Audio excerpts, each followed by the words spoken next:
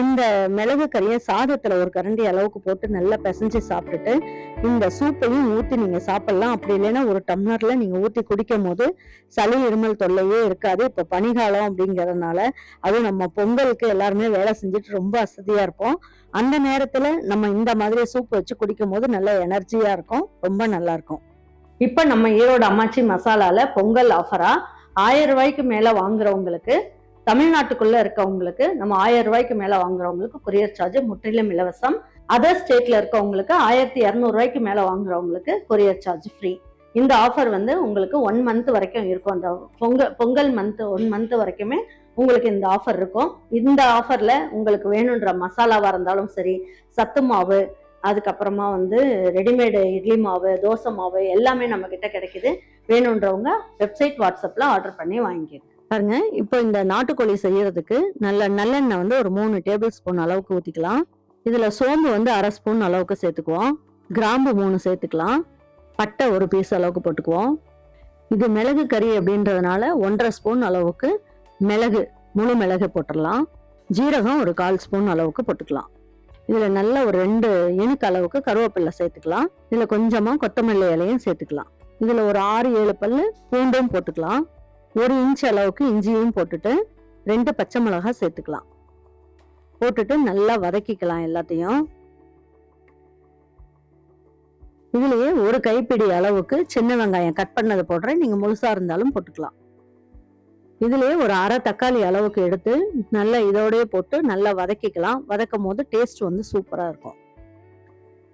இதுல 3 சில்லு அளவுக்கு தேங்காய், அதையும் சேர்த்து எல்லாத்தையும் ஒன்னா சேர்த்து நல்லா வதக்கிக்கலாம்.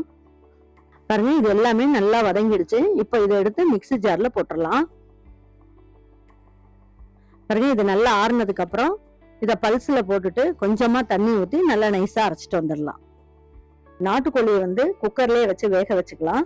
அதுக்கு ஒரு 2 ஸ்பூன் அளவுக்கு நல்லெண்ணெய் சேர்த்துக்குவோம். இதுலயே கொஞ்சமா ஜீரகம் 2 பிஞ்ச் அளவுக்கு போட்டுக்குவோம். ஒரு 5-6 மிளகும் சேர்த்துக்கலாம். சோம்பு கொஞ்சமா சேர்த்துக்கலாம்.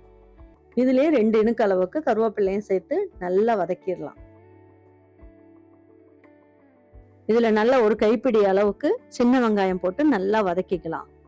இதுலயே ஒரே ஒரு தக்காளியும் எடுத்து போட்டு நல்லா வதக்கும் போது நம்ம சூப்பு வைக்கும் போது என்ன ஆகும், நல்ல டேஸ்ட் கிடைக்கும். இதுல கொஞ்சமா உப்பும் சேர்த்துடலாம். அப்பதான் கறிக்குள்ளெல்லாம் நல்ல உப்பு ஏறி நல்லா இருக்கும்.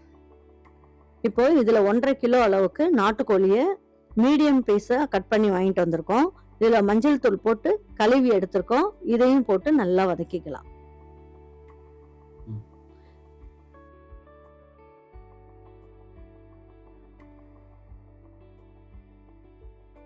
குட்டி ஸ்பூன்ல 1/4 ஸ்பூன் அளவுக்கு மஞ்சள் தூள் சேர்த்துட்டு, பாருங்க, இந்த குட்டி ஸ்பூன்ல 1 ஸ்பூன் அளவுக்கு இஞ்சி பூண்டு பேஸ்ட் சேர்த்துக்கலாம்.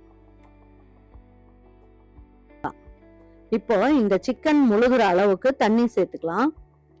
தண்ணி சேர்த்துட்டு நல்லா எல்லாத்தையும் கலந்து விட்டுறலாம்.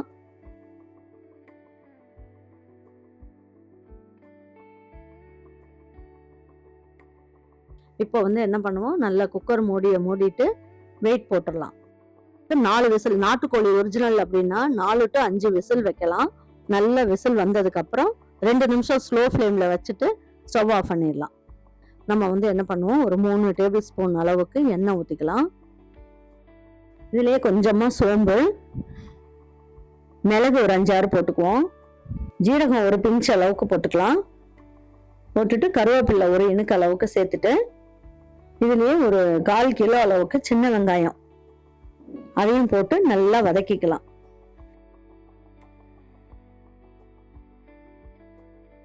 கொஞ்சமா மஞ்சள் தூள் சேர்த்துட்டு தேவையான அளவுக்கு உப்பையும் சேர்த்துடலாம்.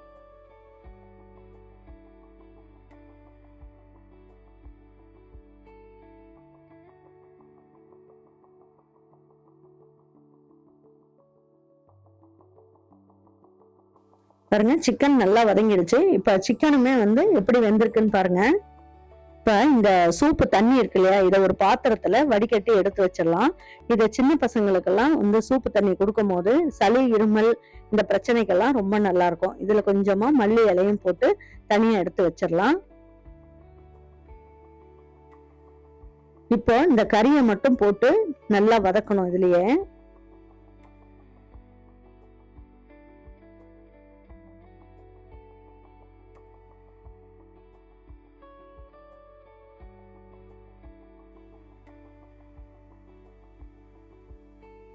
ஒரு கறியை மட்டும் போட்டு நல்லா வதக்கிட்டு இந்த நம்ம அரைச்ச விழுதையும் இதோடய சேர்த்து நல்லா வதக்கிக்கலாம்.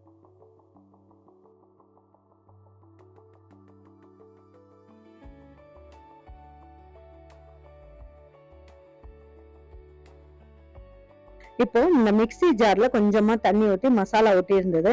கொஞ்சமா தண்ணி ஊத்தி இதுல ஊத்திடலாம். இப்போ நம்ம என்ன பண்ணுவோம், வெறும் தண்ணி மட்டும் ஊத்தி எடுத்தோம்னா நல்லா இருக்காது. அதனால கொஞ்சம் 2 கரண்டி அளவுக்கு சூப்பு தண்ணியுமே இதுல சேர்த்துடலாம். சேர்த்து நல்லா கலந்து விட்டுட்டு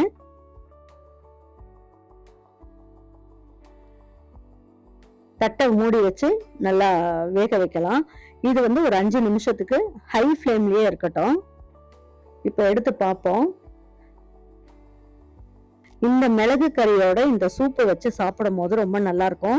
இந்த மிளகு கறியை சாதத்துல ஒரு கரண்டி அளவுக்கு போட்டு நல்லா பிசைஞ்சு சாப்பிட்டுட்டு இந்த சூப்பையும் ஊத்தி நீங்க சாப்பிடலாம். அப்படி இல்லைன்னா ஒரு டம்ளர்ல நீங்க ஊத்தி குடிக்கும் போது சளி இருமல் தொல்லையே இருக்காது. இப்ப பனிகாலம் அப்படிங்கறதுனால அதுவும் நம்ம பொங்கலுக்கு எல்லாருமே வேலை செஞ்சுட்டு ரொம்ப அசதியா இருப்போம். அந்த நேரத்துல நம்ம இந்த மாதிரி சூப் வச்சு குடிக்கும் போது நல்ல எனர்ஜியா இருக்கும். ரொம்ப நல்லா இருக்கும்.